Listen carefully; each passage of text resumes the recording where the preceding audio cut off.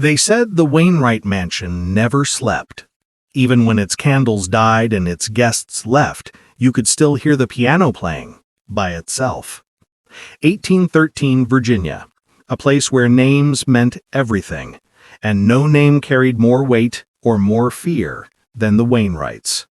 Colonel Jonathan Wainwright, a man carved from pride and power, a war hero, a land baron, and the kind of father whose word was law even in the silence of midnight.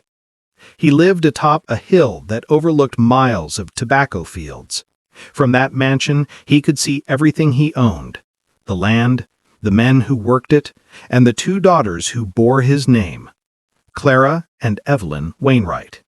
Two sisters, barely in their 20s, beautiful, graceful, but strangely hidden from the world. No suitors ever came calling, no friends visited. The windows of their rooms were always shuttered, and when they did appear, at church or at the harvest fair, the whole town fell silent, because something about the Wainwright sisters felt wrong. Too pale, too still, like dolls kept too long in the dark. People whispered. Some said the colonel kept them locked away for their safety. Others said he feared losing them the way he lost their mother.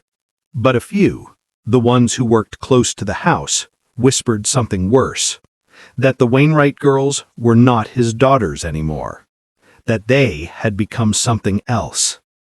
Inside that house, every rule was strange. No one was allowed in after dusk. Meals were served behind closed doors.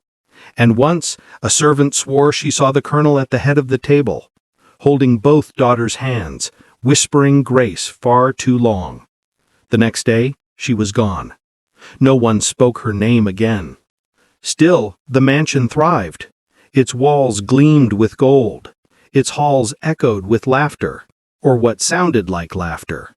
And from the outside, the Wainwrights were perfect, a father and two daughters untouched by time. But inside, something unholy was growing. Every night the lights stayed on longer. Every morning the sisters looked paler. And when one neighbor asked about them, the colonel only smiled. "She's learning," he said. "They both are." Learning what? No one dared to ask. Because the Wainwrights were rich. And in that part of Virginia, wealth forgave everything, even sin. They said the mansion never slept, but maybe it never could. Because some houses remember. And the Wainwright house remembered everything. To be continued. If this story sent chills down your spine, don't forget to like, share, and subscribe for next of the untold story of the Wainwright Heiresses. Your comments help us uncover the darkest forgotten histories. By day, they were angels. By night, they were prisoners. And inside the Wainwright mansion, even angels learned how to sin. Clara Wainwright was the elder, Evelyn the younger, both born in the same house that buried their mother. No one in town remembered her death, not clearly. Some said childbirth took her. Others said she went mad after seeing what her husband had become. But the colonel never spoke her name again. He replaced her portraits with new ones, paintings of Clara and Evelyn, dressed in white, standing in the very spot where their mother once posed. The same soft smile, the same dead eyes. Each morning, the sisters were escorted to the piano room. They played hymns for hours, songs their mother used to love, but they played them without emotion, without mistakes, as if the sound itself was being watched. At night, the colonel's footsteps echoed through the halls. He would stop outside their rooms, listen, then enter. No servant dared to look. The rules were clear. No one enters the east wing after dusk. Those who disobeyed were dismissed, and those who spoke were never seen again. Still, the whispers spread. One stable hand claimed he saw the colonel leaving Evelyn's room before sunrise, his shirt unbuttoned, his eyes hollow. Another swore he heard Clara weeping through the walls. But when morning came, both girls smiled at breakfast, the same eerie smile. The town began to notice. Why did the sisters never marry? Why did no men ever call? And why, when the preacher visited to offer blessings, did the colonel meet him at the door, rifle in hand, saying, "God doesn't need to bless this house. He already has." By 1815, the mansion had turned cold.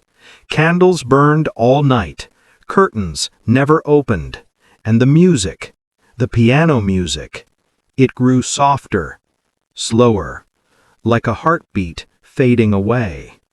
The sisters never left their father's side. At dinner, they sat with hands folded, eyes on their plates. Every movement seemed rehearsed, every breath measured. It wasn't a family anymore.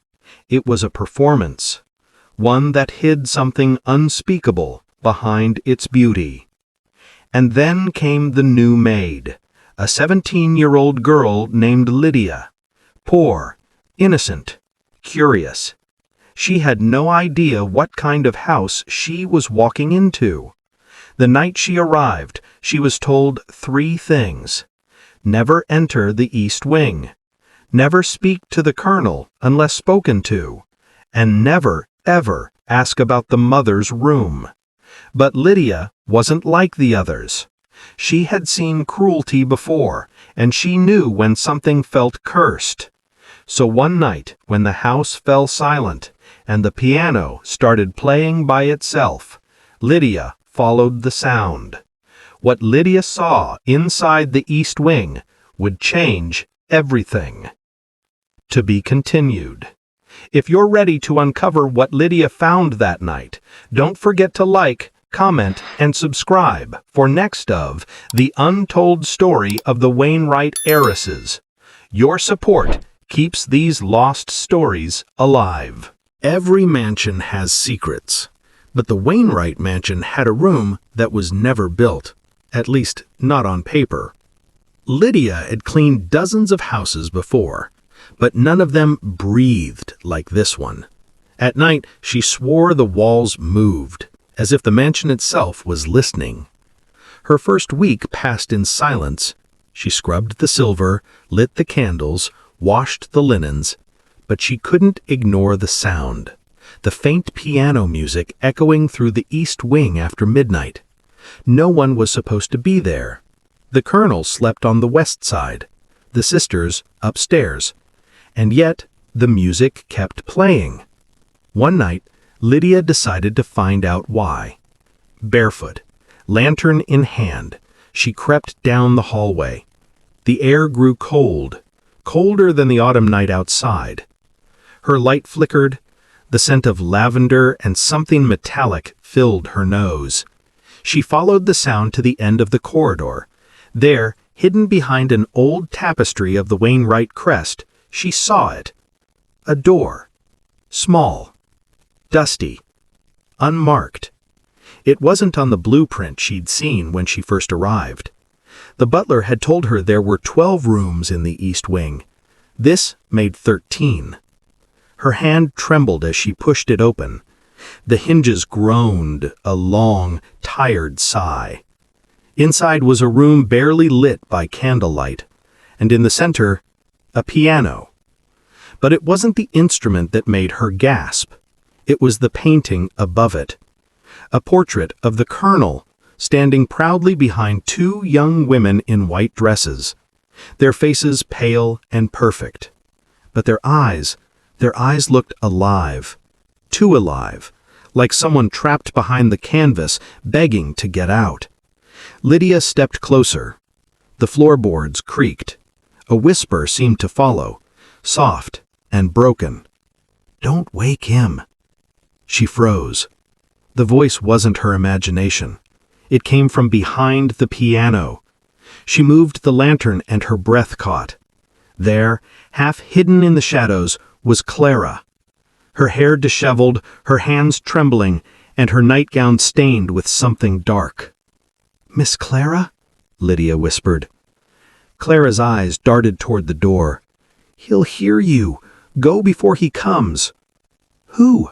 asked Lydia. Clara's lips quivered. Then she pointed to the ceiling. "To the father." Before Lydia could speak again, footsteps echoed down the hall. Heavy, slow, deliberate. The Colonel. Lydia snuffed her lantern and pressed herself against the wall. The footsteps stopped, outside the door. A pause. Then the Colonel's voice, low and calm. "Clara, you're awake again." The door creaked open. Lydia held her breath, and for a moment, just a moment, she thought he looked straight at her through the darkness. Then the door shut, and the piano started again. That night, Lydia didn't sleep, because now she knew the truth. The East Wing wasn't haunted by ghosts, it was haunted by the living. To be continued. If you want to know what happens when Lydia dares to return to that room, don't forget to like, comment, and subscribe for next of the untold story of the Wainwright Heiresses. Each share helps us keep these forbidden stories alive. Some fathers teach their daughters kindness. Some teach them faith. Colonel Wainwright taught his daughters obedience through fear. Lydia didn't sleep that night. She lay awake listening to the piano echo through the halls, each note slower than the last, each one sounding like a warning. At dawn, she went to the kitchen. The other servants whispered about her pale face, but Lydia said nothing. She'd seen enough to know silence was the only way to survive in that house. By breakfast, the Colonel appeared, dressed in black, as always, his beard trimmed sharp, his voice soft but heavy, like he was speaking through stone. "Clara," he said, "play for us." Clara obeyed. Her fingers trembled against the ivory keys. Evelyn sat beside her, her eyes empty, staring at nothing. Lydia stood near the doorway, pretending to dust the shelves. But her heart was pounding, because she could see Clara's hands shaking too hard to play, and the Colonel's smile fading. He rose from his chair, walked behind her, placed his hand on her shoulder, slowly, almost tenderly, then whispered, "You disappoint me." Clara froze. Evelyn flinched, and the entire room went still. The Colonel leaned close to her ear. "You forget who gave you your gift," he said. Then he pressed his lips against her temple, not like a father, not like a man of faith, but like someone who owned her. Lydia dropped her duster. The sound broke the silence. The Colonel turned. His eyes met hers, cold, calculating. "New girl," he said softly. "You believe in family, don't you?" "Yes, sir," Lydia stammered. He smiled. "Then you'll fit right in here." He sat back down, gesturing toward Evelyn. "Show her," he said. Evelyn began to play, the same melody as before, soft, perfect, but her tears fell silently onto the keys. When it ended, the Colonel clapped once, then said, "Family is built on love, and love requires sacrifice." He turned to Lydia. "Do you understand that, child?" Lydia nodded, but inside her stomach twisted. She understood too well. This wasn't a family, it was a cage. Later that day, she cleaned the music room again. The portrait above the piano seemed different. The sisters' faces looked paler, the Colonel's eyes darker. And in the reflection of the polished piano lid, Lydia thought she saw something move. Not behind her, but inside the glass. That night, Clara came to her room. Her hands shaking, her voice barely a whisper. "You need to leave," she said. "He's getting worse." Lydia grabbed her hand. "Why don't you come with me?" Clara's eyes filled with tears. "Because we can't. He won't let us." Then she looked toward the hallway, toward the East Wing. "He says the bloodline must stay pure. The words hung in the air like poison, and Lydia finally understood what kind of monster ruled that house. That night, the piano played again, but this time there were 3 sets of footsteps moving with it. To be continued. If this story sent chills down your spine, don't forget to like, comment, and subscribe for next of the untold story of the Wainwright Heiresses. Your support helps uncover more forbidden tales buried by history. Every curse begins as a promise, and the Wainwright curse began the night a father swore his blood would never mix with another's. The next morning, the mansion felt heavier, the air thick, unmoving, as if even the walls had stopped breathing. Lydia worked in silence. No servant spoke. No laughter echoed through the halls. The only sound was the distant click of the colonel's boots on marble. He was everywhere, watching, listening, smiling that same gentle, terrifying smile. At noon, a carriage arrived, the first visitor in months. The Reverend from St. Albans Parish, Father Monroe, a kind old man who'd baptized both sisters years ago. He'd come to check on them, he said, because he'd heard the rumors, whispers about strange noises, locked doors, and pale faces in the windows. The colonel greeted him warmly, almost too warmly. "Father Monroe," he said, "our faith has kept us strong. You need not worry." But Lydia saw it, the nervous twitch in the colonel's jaw, the way Evelyn's hands shook as she poured tea, the way Clara couldn't meet the priest's eyes. The Reverend asked to pray with them. The colonel agreed. They gathered around the dining table, the same one where the servants whispered the unholy things had happened. As the priest began to pray, Clara suddenly stood. Her voice cracked, trembling. "Father, please." The colonel slammed his hand on the table. "Sit down." The room went silent. Even the fire stopped crackling. The priest looked between them, uneasy. "My son," he said quietly, "fear is not the Lord's way." The colonel leaned forward. "Neither is judgment." Lydia watched the priest's hands tighten around his Bible. Something passed between them, a look of realization. The old man knew something was wrong. That evening, he asked to see the sisters alone. The colonel refused, but Monroe insisted. So, reluctantly, the colonel allowed it. In the parlor, the priest took Clara's hand. "My child," he whispered, "what has he done to you?" Clara's eyes filled with tears. She looked at her sister, then down at the floor. "It's not sin," she said softly. "He says it's love." The priest froze. "What do you mean?" Clara turned her face toward him, her voice breaking. "He says we are his blessings, his blood, his brides." The priest stood, horrified. "In God's name, no!" But before he could finish, the door burst open. The colonel stood there, eyes blazing. "Enough," he said. "God gave me my daughters, and what is mine no man can take away." He grabbed Clara by the arm and dragged her out. Evelyn screamed. The priest tried to stop him, but the colonel struck him down. When the servants rushed in moments later, the Reverend was gone, the front door wide open. His Bible left behind, pages torn, covered in blood. That night, the house went darker than ever. Every candle blown out, every curtain drawn. And from the east wing, the piano began again. But this time, it wasn't a song. It was a wail. The Wainwright bloodline was no longer pure. It was poisoned. To be continued. If you felt the chill of the Wainwright curse tonight, Don't forget to like, comment, and subscribe for next of the untold story of the Wainwright Heiresses.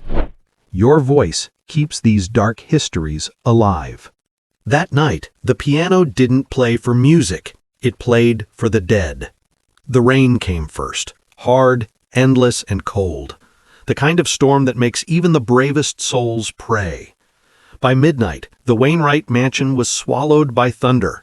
And yet, from the east wing, that sound returned, the piano. No melody, just 3 notes, over and over, like a heartbeat gone wrong. Lydia couldn't stand it anymore. The screams from the previous night still echoed in her head. The image of Father Monroe, bloodied and dragged away, haunted her every breath.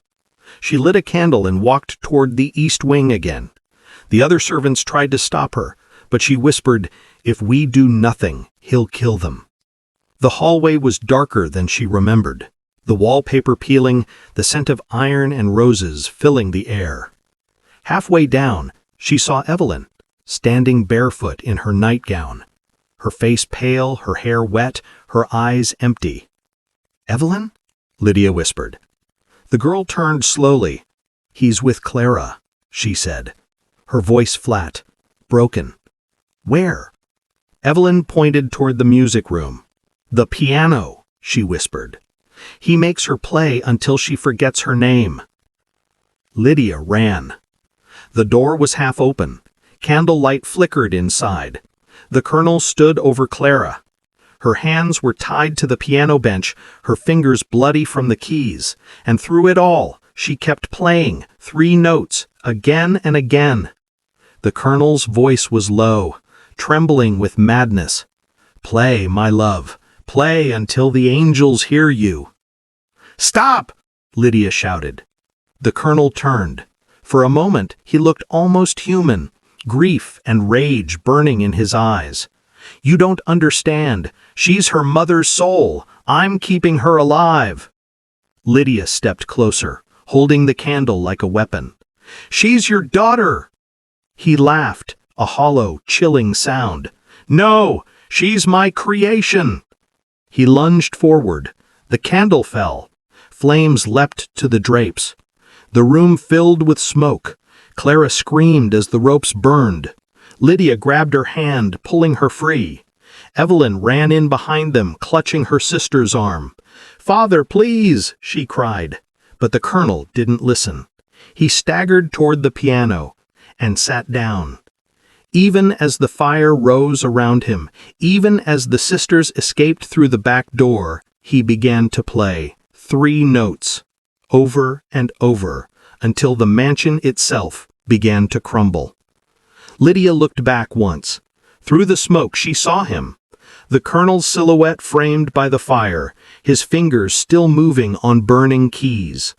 The house roared, collapsing inward, and with it the name Wainwright vanished into ash. They said the mansion burned for 3 days. But some nights, when the wind turns east, you can still hear those 3 notes drifting through the hills. Not a song, a curse. To be continued. If you felt the fire of the Wainwright tragedy tonight, don't forget to like, share, and subscribe for next of the untold story of the Wainwright Heiresses. Your comments help uncover the dark truths history tried to bury. The mansion burned to the ground, but when the fire died, something inside it was still alive. Morning came with silence. The smoke over the hill rose like a ghost, gray, shapeless, and endless. Lydia stood at the edge of the woods with the sisters, their faces covered in soot, their eyes empty.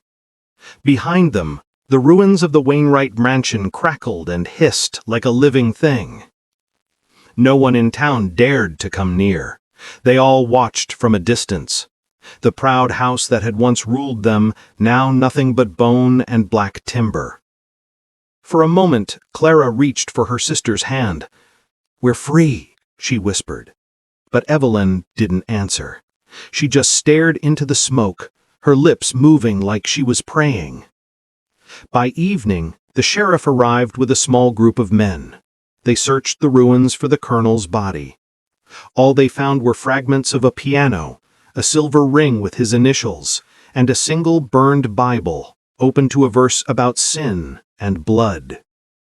The sisters were taken to the church. Father Monroe was gone, presumed dead, so the deacon took them in. But Lydia couldn't shake what she'd seen. When she closed her eyes, she still saw the colonel's silhouette in the flames, still heard those 3 notes, haunting, uneven, eternal. Weeks passed. The town moved on. The ruins cooled. And yet strange things began to happen. At night, travelers on the old road swore they saw light flickering where the mansion once stood, a dim glow like candles burning inside invisible walls. Some heard music, faint, distant, impossible. 3 notes. Always the same. Lydia tried to ignore it. She'd moved into a small cottage on the edge of town, but the sisters, they never spoke again. Clara sat by the window all day, staring at the hills. Evelyn wandered the churchyard, whispering to herself. One night, Lydia woke to knocking on her door. 3 slow knocks. When she opened it, Evelyn was standing there, barefoot, soaked from rain, her eyes wide, her voice trembling. "He's not gone," she whispered. "He's calling us." Lydia tried to calm her.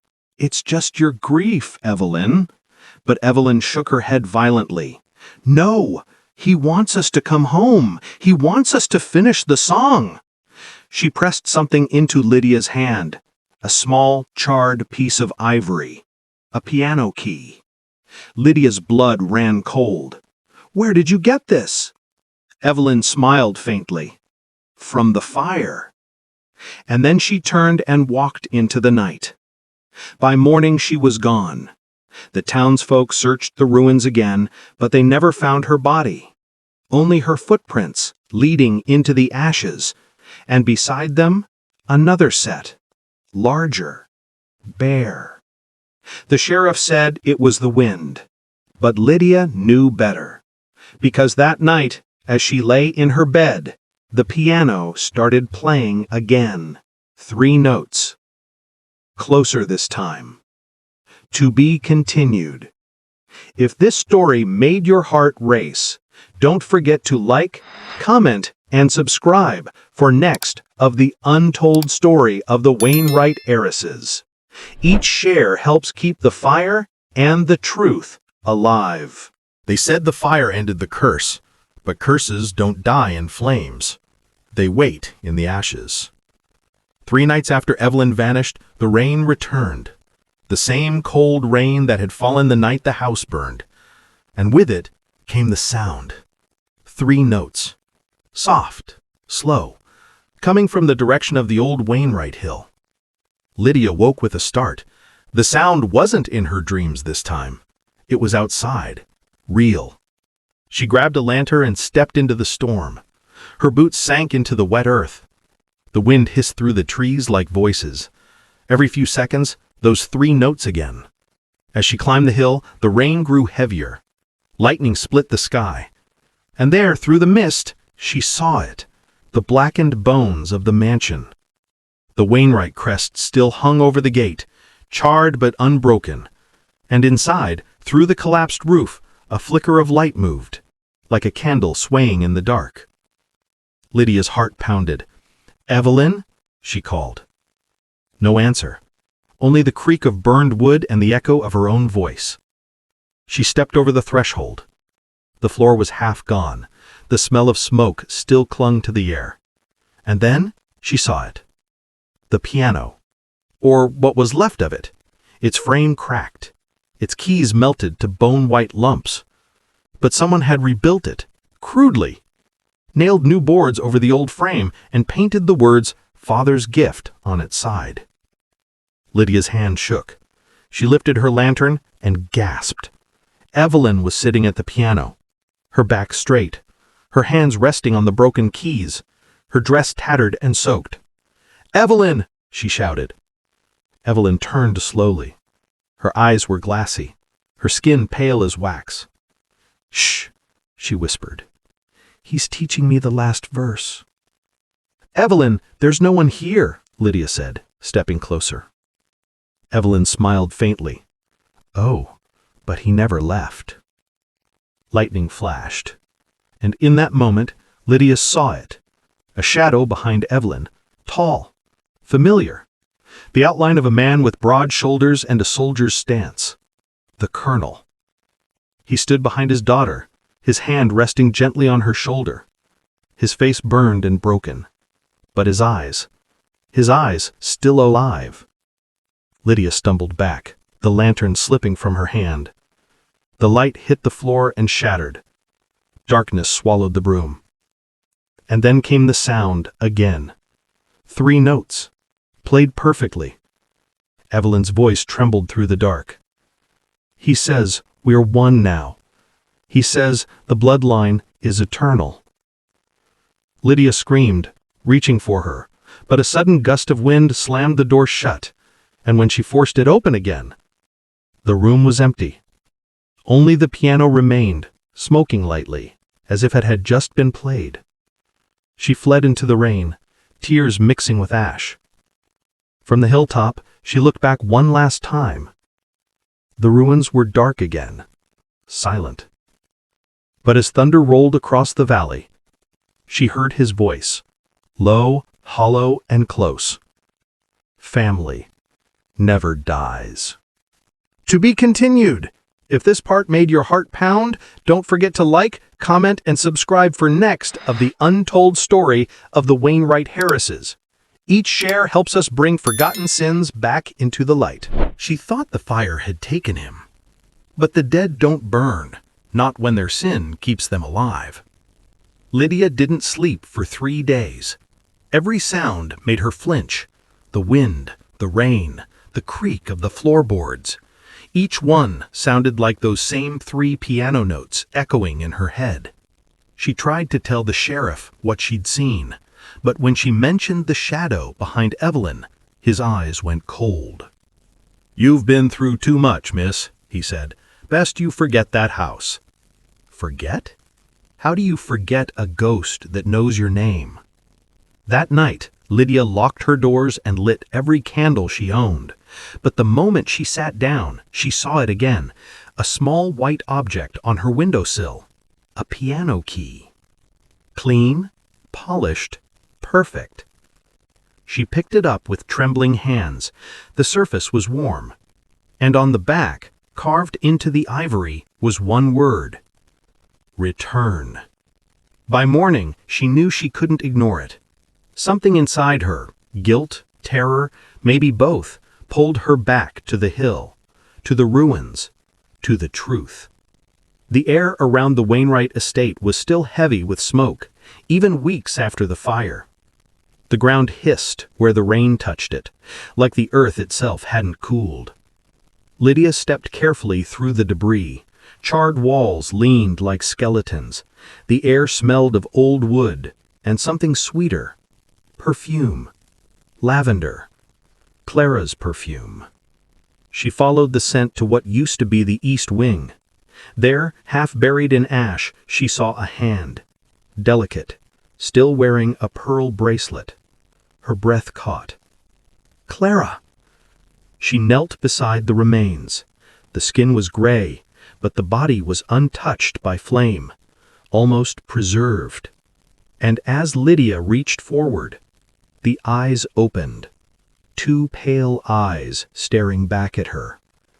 Lydia screamed, stumbling backward, but the corpse didn't move again. The eyes just stared, empty, waiting. And then, from the shadows, came a voice. Low, calm, familiar. "She's waiting for you, Lydia." Lydia spun around. The Colonel stood there. His face burned, his uniform torn, his hands black with soot, but his posture still proud, still powerful. "You should have stayed away," he said. "You broke the covenant." "What covenant?" Lydia shouted. "You murdered them!" He smiled, slow and hollow. "Murdered?"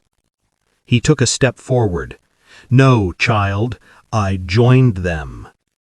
Lightning flashed. For an instant she saw behind him two figures in white, Clara and Evelyn, their faces blank, their eyes glowing faintly in the dark. "See," the colonel whispered, "the bloodline is pure again." Lydia ran, through the mud, through the ruins, until the thunder drowned out her heartbeat. But even as she fled, she could hear it. The piano, 3 notes, played from somewhere deep beneath the ground. When the storm passed, the hill was quiet again. But the next morning, farmers saw new smoke rising, not from the ruins, but from beneath them. The Wainwrights were rebuilding. To be continued. If this chapter left you breathless, don't forget to like, comment, and subscribe for next of the untold story of the Wainwright Heiresses. The final part will reveal what the Wainwright curse truly was and why it was never meant to end. Some stories are meant to die, but the Wainwright curse refuses to die. Lydia returned to town, pale and shaking. The farmers whispered behind her back. "Seen the ghosts yet?" Did she survive the mansion? But Lydia didn't answer. She knew the truth. The Wainwrights were not gone. Not ever. Weeks later, the hill was quiet. The ruins appeared lifeless. But sometimes, at twilight, travelers passing the old estate heard it. 3 notes. Slow. Unrelenting. The townsfolk avoided the hill after dark. They said anyone who approached could feel cold hands brush their shoulder or see a pale face staring through the shadows. A face that would vanish if you blinked. Lydia never returned.